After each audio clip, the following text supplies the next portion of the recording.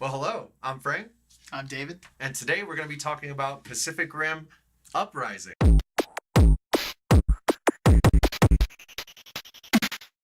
So, I guess just to start off, first impressions. Well, yeah, Yeah, like overall overall impressions. feeling. It's pretty good. It's all right. It's an enjoyable movie. I did enjoy it. It's not as good as the first one. It's not as creative as the first one. Um, Fair. I'd have to agree with you, man. Even like just I thought about it a few times today. We watched it yesterday, last night. Mhm. Yeah, I don't know. The first one was definitely more enjoyable. Not to say that I didn't enjoy this one at all. There were Yeah. at one point in the movie, I was kind of thinking like, I don't know if I'm really having fun. And then I did definitely have fun. I was laughing. I was Yeah. like entertained enough. I mean, without giving it away, the beginning of the movie, and we were talking about this a little bit yesterday, really sets up a huge difference between the two of them, and its tone. And the tone Yeah, is that's the established biggest immediately out of difference, the for sure. door. Yeah. The first one's very dark. It's grittier. Yeah. And you figure that out immediately. Like his brother getting ripped out of the cockpit, Charlie Hunnam's brother, and it sets up that character. You understand completely what's going on with him. You get the motivation. You get the motivation set very quickly. Down. Yeah. The beginning of this movie, and it's not really a spoiler, but the main character, John Boyega, Finn from Star Wars, he is Idris Elba's son, Colonel Pentecost. I forgot what it was. He's and it's in the future, 10 years after the hole has been sealed, and now he's kind of like a scrapper who collects parts and sells them on the black market and trades them for things like that. They're more than just a scrapper. What is it? A hustler. No, yeah, a hustler, but a squatter. Oh, a squatter, Like, he just yeah. squats in an abandoned mansion. He's partying at some like oceanside like millionaire billionaire mansion with this giant kaiju bones sitting on top of it. And he just basically says, out here, like, the government hasn't taken some of these places back, hasn't fixed them up again. They've kind of left them so all these people live there and they work off a barter economy, which I thought this was actually really interesting. And I thought it was a very logical place. It wasn't the first place my brain would go to as a sequel, but it's set up in a way that I can totally see this being a future after these events of the first movie. It almost seemed like a smaller economy setup, and one that you would find in like District 9. Oh yeah, Almost like on a smaller scale in just chunks of the country. John Boyega, he meets our I guess the second protagonist. There's really two main characters, John Boyega and this young actress. Her name is Kylie Spaney, and she plays Amara Namani, who's like this engineering genius child whose family died. I guess she's presumably an orphan, and she creates a small Jaeger, which are the robots they use. It's tiny, and that's kind of what like gets him into trouble right off the bat. But in this movie, it kind of leads in this lighthearted chase scene, and that's your opening action segment in Pacific Rim Uprising. It just doesn't feel like the stakes are as high. Yes, and for that's what makes the first Pacific Rim so you become invested in it so much more because they're fighting against the end of the world. Yeah. Like it's the same thing on Attack on Titan, and it's the same thing. Yeah, same kind of idea. Like even like Armageddon, you know what I mean? It is the world versus like the world ending. Yeah. And those are high stakes, but in this movie, it's just like kids left behind, disenfranchised kids left behind by the government, just like partying up with building their own Jaegers and causing a ruckus in this universe, which like isn't an uninteresting idea in and of itself. It's just like, as a sequel, leaves you wanting a little bit more. Yeah, wanting more for sure. And I mean, without getting into spoilers, even though the stakes are still high in the second movie, you don't kind of feel that sense of like desperation that there was in the first movie. In the first movie, maybe the kaiju seemed like more of a threat, or like it definitely, everything seemed to happen so much quicker as far as like that first big battle scene in the first Pacific Rim where they lose those 2 robots, it's almost immediate. You know what I mean? And you're like, oh my gosh, like we're really not prepared to fight these things. Yeah, like There's these things are huge. We are not winning. This is not a fight that we're winning. In this movie, it's not quite the same. It feels a little bit more... This is a fight that we won. Yeah. And the action in the movie, which is kind of one of my other big complaints, the first movie had Guillermo del Toro, who's like a master filmmaker. I mean, he just won the Oscar and everything for Best Picture. He added a lot of just... like special touches that otherwise could have made that movie very generic. And even the battle scenes, every time the Jaegers move, everything feels so weighted, everything feels so huge. All their movements have like consequence to them. I don't know, where they hit something and it feels like it's hit something. In this movie, it's kind of gotten a little more I don't want to say mainstream. It felt more like a Transformers movie. That's the best way I can describe it. It did feel a little Transformers. There's all these like things tumbling and metal clashing, and you kind of don't know what's going on. Hearing the sound sometimes. of beams creaking. Another thing that made the first Pacific Rim so enjoyable was the characters. Yeah, definitely. Your investment in these characters, and the characters are just not as strong in this movie.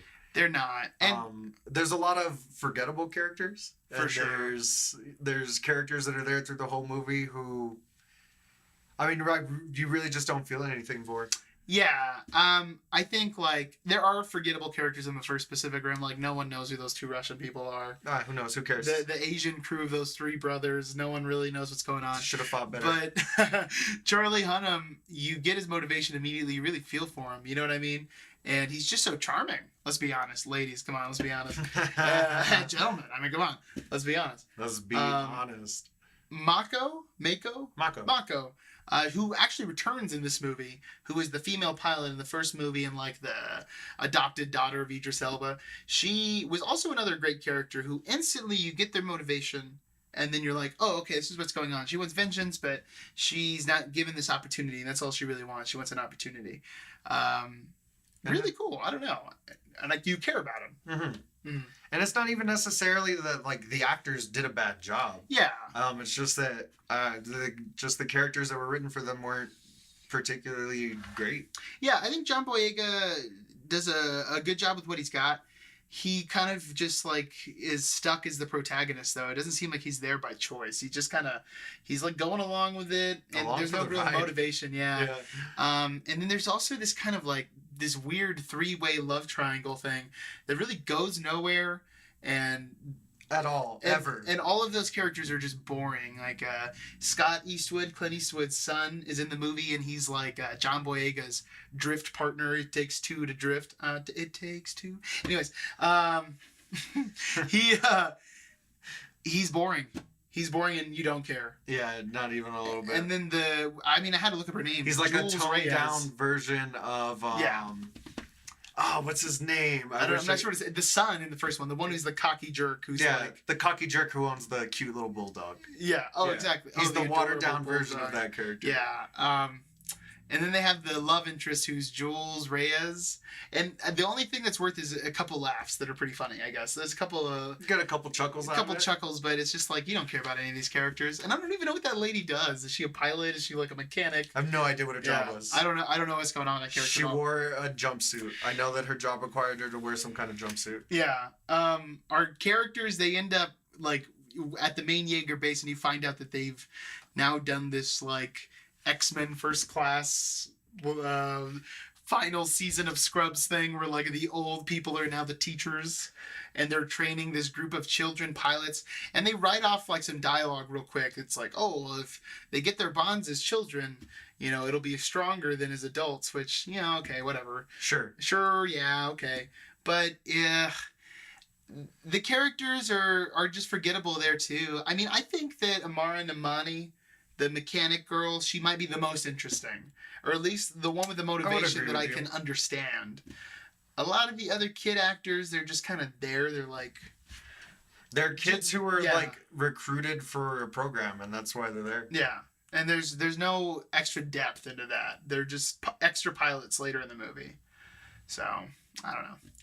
It wasn't anything too crazy. And I know that people don't watch this movie for the character development. It's also about like giant robots and monsters and stuff.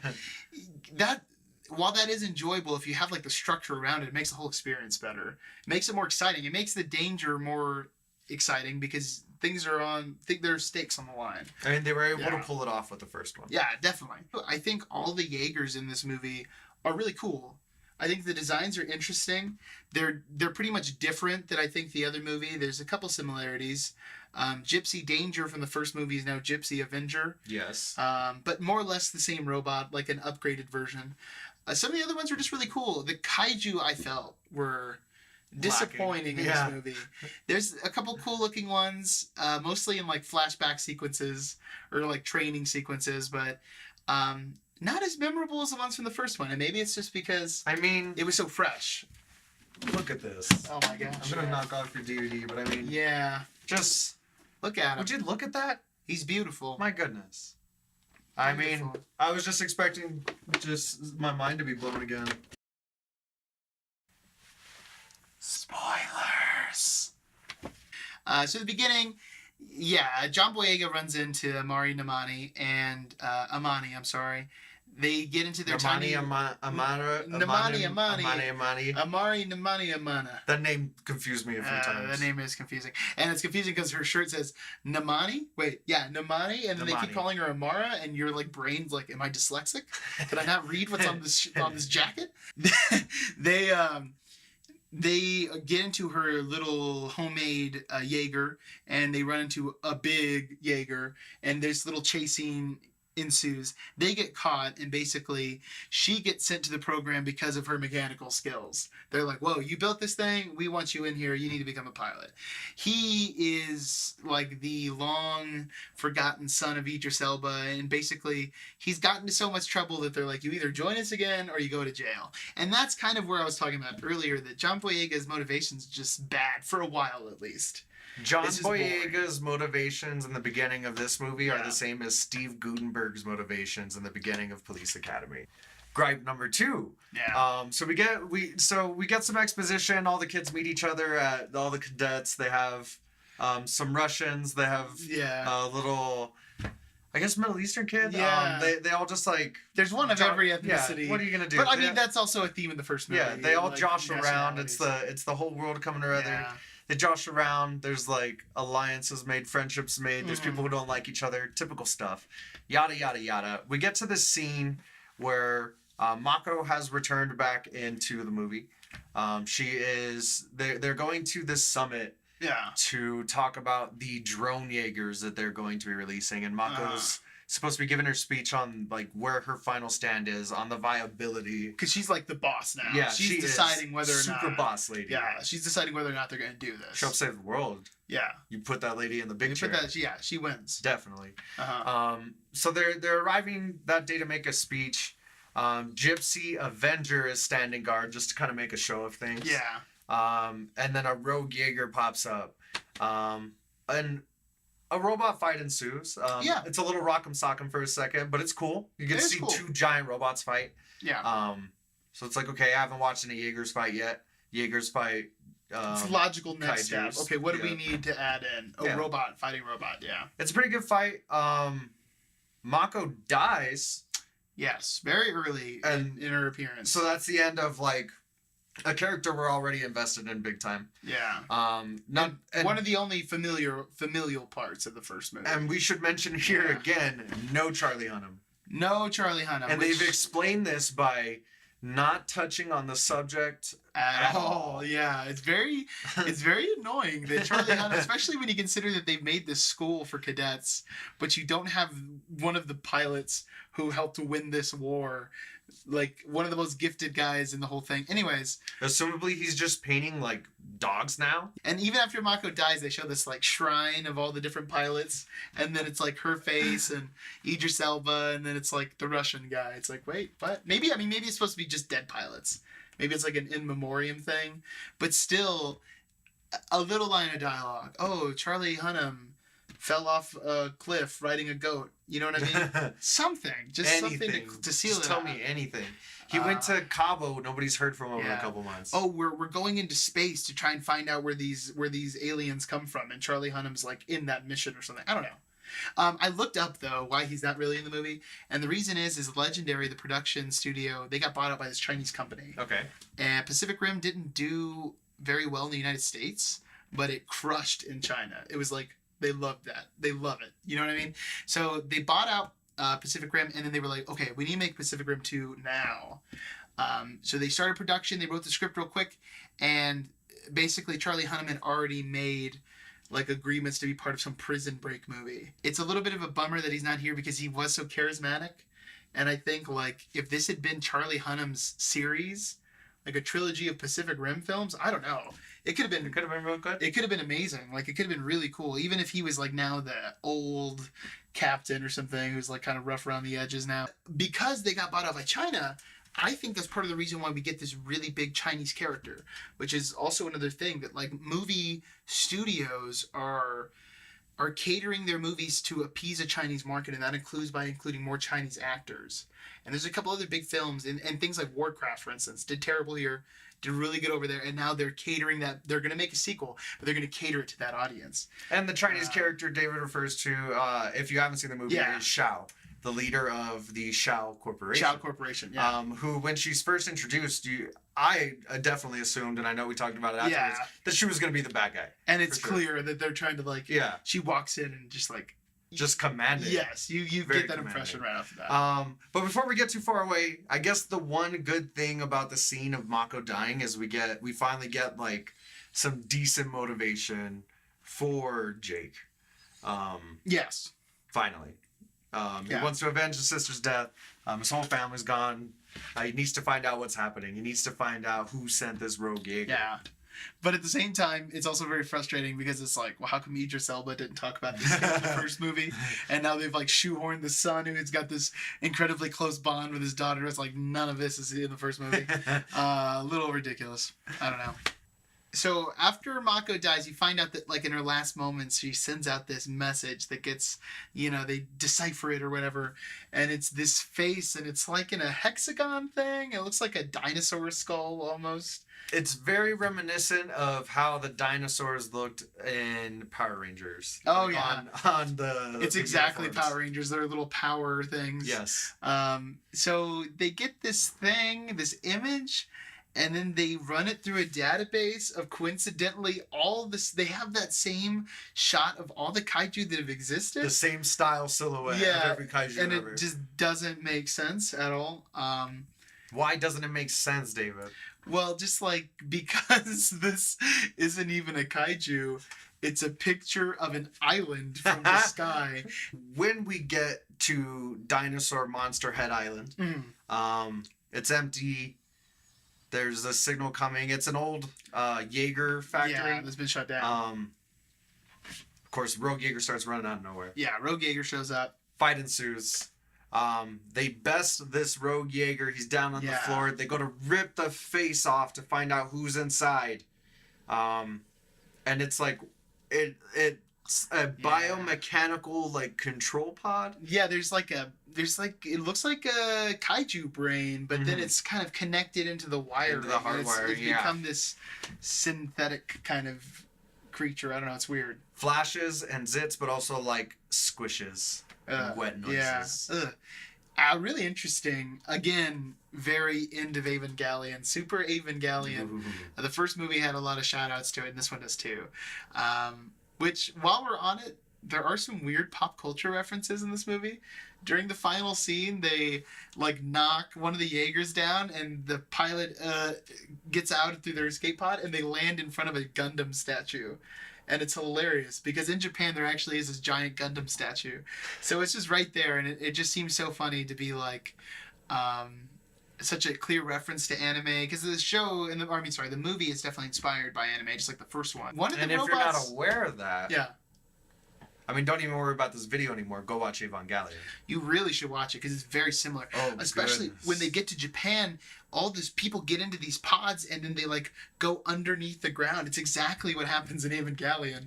And then like all the Jaegers coming into the city. I mean, it feels so much like Evangelion. So if you're a fan of that series, you definitely got to watch this. Or if you like Pacific Rim, you got to watch that, one or the other. Definitely. The other weird thing is when all the pilots are taking off into this final battle, the Russian guy puts on the Trollolol dude.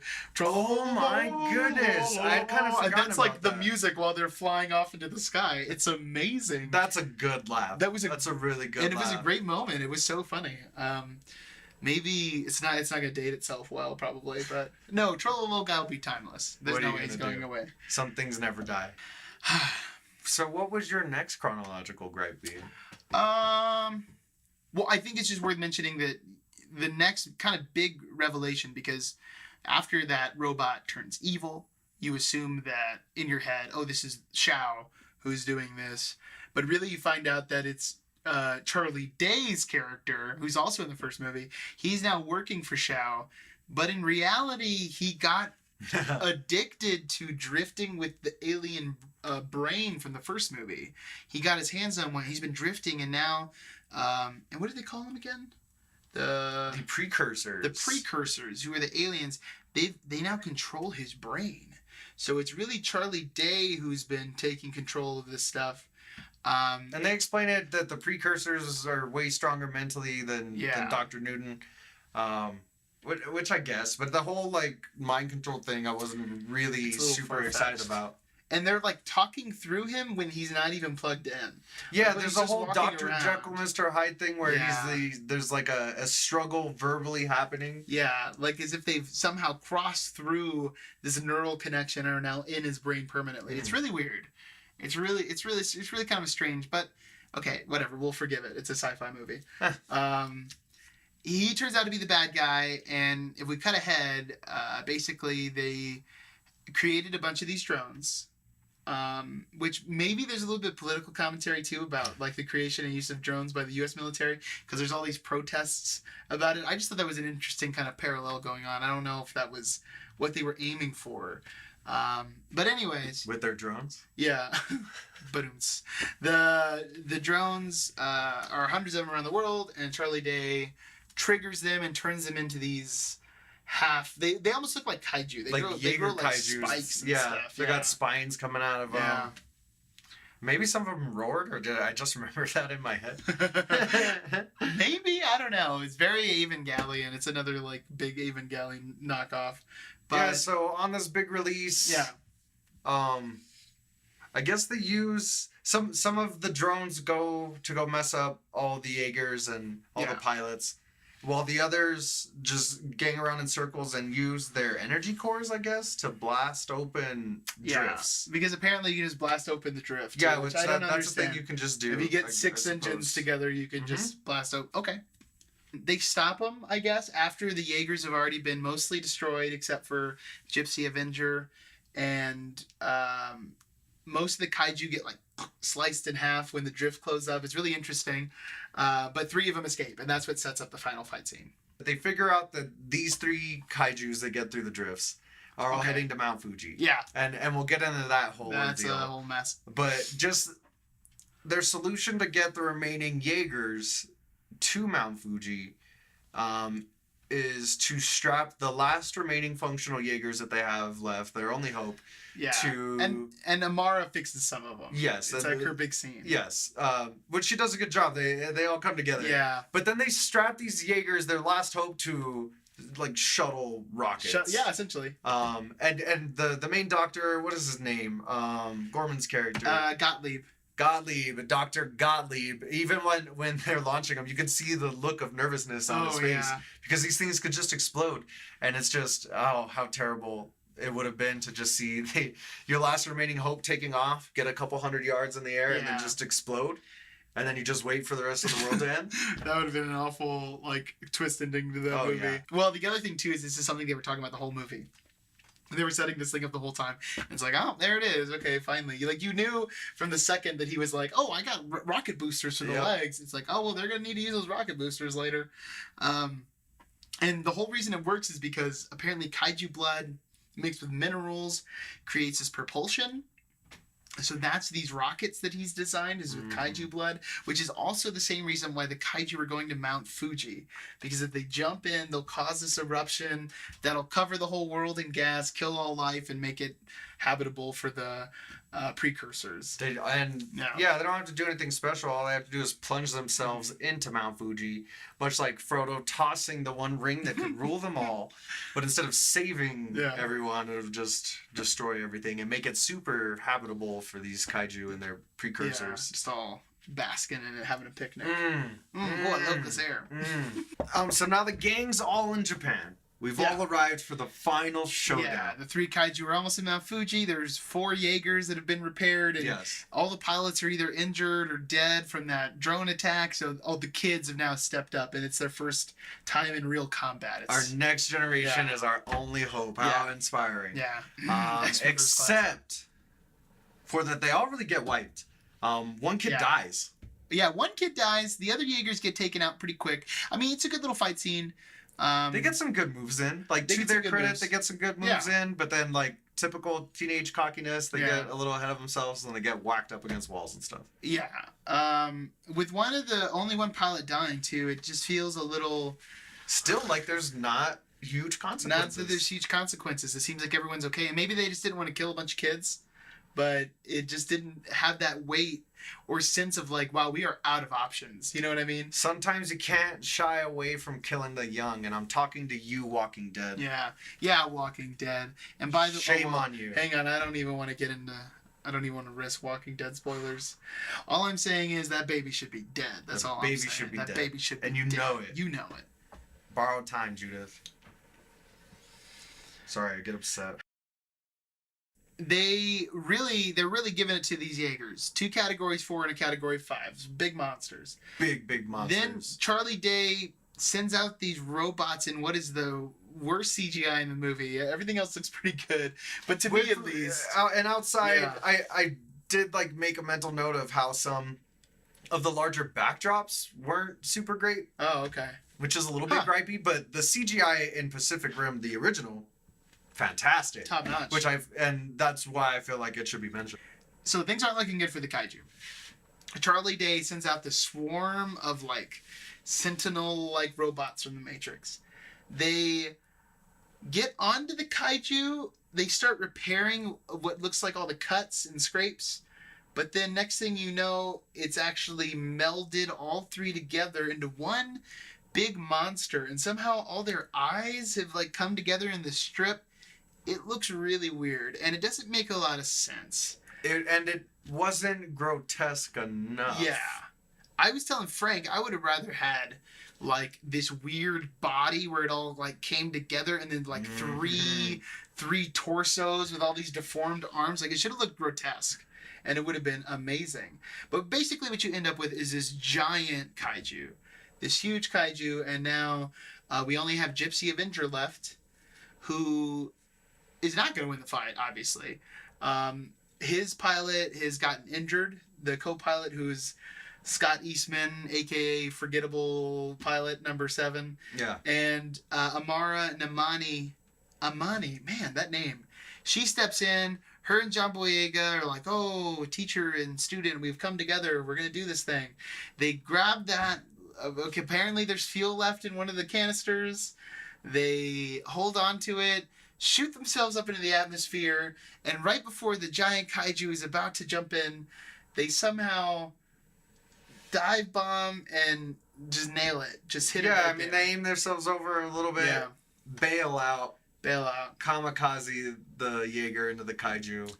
Yeah, and there's a cool effect where it hits it and there's this big sonic boom. That is probably the most impactful hit in the whole movie. Yeah, it's like really cool. That's like the punch you were waiting for the whole time. Yeah, it's definitely. But you get it once. You get it once, and then the kaiju, they do the slasher movie fake out where it's like, and then dies, and then the movie ends with a snowball fight. Yeah, just to take it home. Yeah. That the consequences aren't that great. Yeah. You get to have a snowball fight. Yeah, it's a little... Which I guess sometimes you get, really like, somebody throws some ice and it hits you in the eye and that kind of hurts. Yeah. So I guess it's kind of gritty that way. So yeah, I guess it is sort of gritty that way. Well, I mean, the first one had a happy ending also, but it just also seemed like such an abrupt ending too. It was like, oh, we're done. Yeah, it was just like over. No exposition, except for like a tiny little scene at the end where basically they set it up with a cliffhanger that, oh, we're gonna be back. You know what I mean? We're gonna take the fight to them. Yeah, that's what it is. This time we'll come looking for them. It's like, okay. Well, Frank, what are your overall thoughts again? I mean, would you recommend Pacific Rim? Would you suggest people Netflix it one day? Cable on a Saturday afternoon? What is it? What do you think? Is it worth spending money on? I suggest that if you have an Alamo Draft House or some similar establishment, you can make a whole treat yourself event out of it. Okay. Go see it in the theaters. It's nice to have like the big booms and stuff. See it all big. Yeah. I don't think you're gonna enjoy it as much as the first one. I didn't. I don't feel like I wasted my money though. Okay. Yeah, I can agree with that. It's like $10 worth. I feel okay with that. I'm not gonna buy it on Blu-ray. Yeah, I don't see myself wanting to rewatch this one like I did the first one, and that is a great way to put it. But I think it is worth watching at least once. If you're a big Pacific Rim fan, I think you're gonna enjoy it at least. And I mean, I kind of come from the same place as Frank. You know, we saw Disaster Artist not that long ago. Yes. And Disaster Artist is a great example of a movie that you don't really need to see in theaters. Like, you can watch it at home and get the same feeling. Exact same feeling. Maybe even a better feeling. You can be a little bit more casual, enjoy it a little bit more. But Pacific Rim, it's got such large set pieces and giant monsters and everything that you really want to go watch it in the theater. It's the best environment for it, I think. Especially with the Transformer-like action sequences. Yeah. They get a little crowded on a smaller screen. I think so. So yeah, watch it. Don't watch it. Do whatever you want. Do whatever you want. Well, thanks for watching another video. This is your first video. Thanks for watching your first video. Give us a like, give us a share, give us a subscribe. Yeah. Give us an email if you want. Where can they email us? Or send us an email. It's at davidandfrankandbeans@gmail.com. Let us know what you thought about Pacific Rim Uprising. Is it worth watching? Did you ever play the terrible Xbox 360 game? I want to know. Let's figure it out. Let's have a conversation.